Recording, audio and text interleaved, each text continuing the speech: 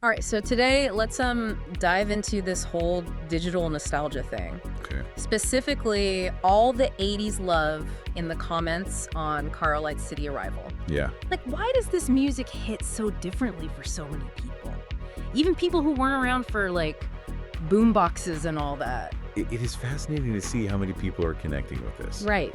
And you picked a really interesting place to look to YouTube comments. It's like this whole cultural archive of feelings, you know? It's true. You're right. It's like a public conversation about this shared feeling. Yeah. And I noticed a lot of people are talking about the atmosphere, the vibe. Someone even said the 80s vibe when there was meaning in the melody. What do you make of that whole sound and feeling connection? I think it gets at the heart of why synthwave has been resonating with people so much. You know, it kind of takes us back sonically to a specific time and place. The synthesizers, those driving rhythms, a lot of times the music is structured like those iconic 80s film soundtracks. Right. Instantly recognizable. And I saw several people mentioning Multipack MPM, Yeah. which did a ton of those scores, especially action and thriller. Like think about the driving theme from Drive, for instance.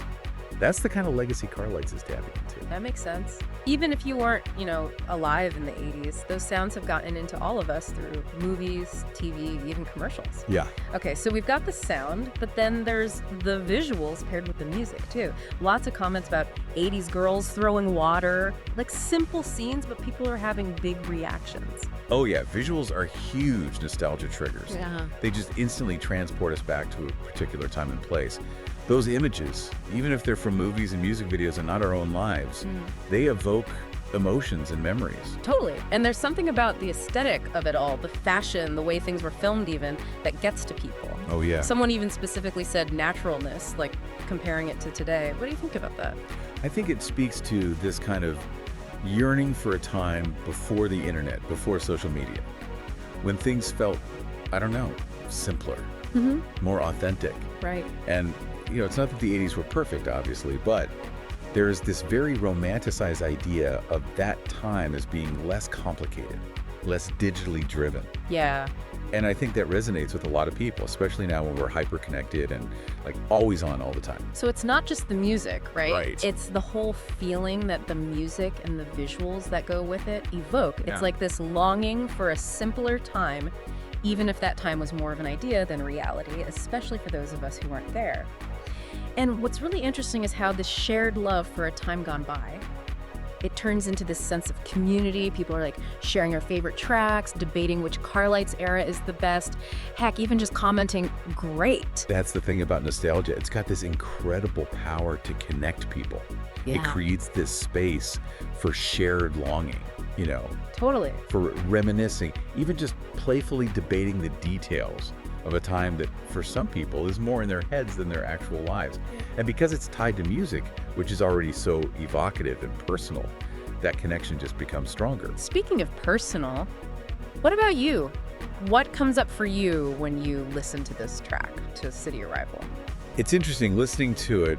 There's this real propulsion to it, but also underneath it all, there's this, I don't know, wistfulness. Yeah. Like it's speeding towards this horizon that you can never quite reach. Oh, interesting. Which actually, thinking back to those comments, kind of makes sense. Yeah. That wanting something you can't quite get your hands on is powerful. And it's funny you should put it that way because so many comments use words like freedom, simplicity, even optimism about how the music makes them feel. Right. So do you think Carlights is tapping into this like collective longing for something that's missing today? Oh, absolutely. And it's not that the 80s were like objectively better times. Right. It's more this romanticized idea of things being less complicated, less information overload. The world felt knowable, even if it wasn't actually. And that kind of certainty, even if it's an illusion, can be really appealing. It's true. It's like when you watch an 80s movie, right? Like, the stakes might be huge, but you know the rules of the world. Good guys, bad guys, awesome soundtrack. Exactly. Maybe it's the clarity that works so well right now. And that is something Carlights nails. They make this sonic landscape that feels familiar, but also something you aspire to. It's not just copying 80s sound, it's about capturing that feeling, a mood that goes beyond a time period. So it's not about going back to the 80s literally, but tapping into the emotions that represents for people. Right. But then, how do we do that? Take that longing for simpler times, and make it work for our lives now? What actually makes a difference? That is the question, isn't it? Yeah. I think it starts with understanding what's driving it in the first place. What are we actually longing for? Okay. Is it community? Slower pace of life? Just spending less time online? Once we know what those core desires are, then we can find ways to make them happen now in our lives as they are. So instead of just wishing for the past, we use that feeling as fuel to make a better present, one with those qualities we liked about the past. Yes. And that's where it gets really cool. Yeah. Because it's not about just doing the past all over again. It's more like taking the essence of what we want Right. and then finding new ways to make it fit into modern life, you know? It's like someone's into the simplicity of the 80s. It's not like they have to ditch their phone forever. It could be about making time for stuff without tech, or being smarter about social media, or even just like finding joy in hobbies that aren't on a screen, you know? Absolutely. It's that thing where you recognize the power of those feelings, Yeah. but then you got to recreate them in ways that matter to you now. Yeah. Bridging that gap between the fantasy of the past and how messy things actually are right now. That's such a good point. It's not about loving the past so much you ignore everything that's going on today. It's about using those nostalgia feelings as like a booster for good change in our own lives, but maybe even the world around us, right? If CARLIGHTS can make people feel connected and hopeful with their music, imagine if we put that energy into our own lives too. It's about taking back those feelings, Yeah. the hope and possibility we link to the past, and letting that push us forward.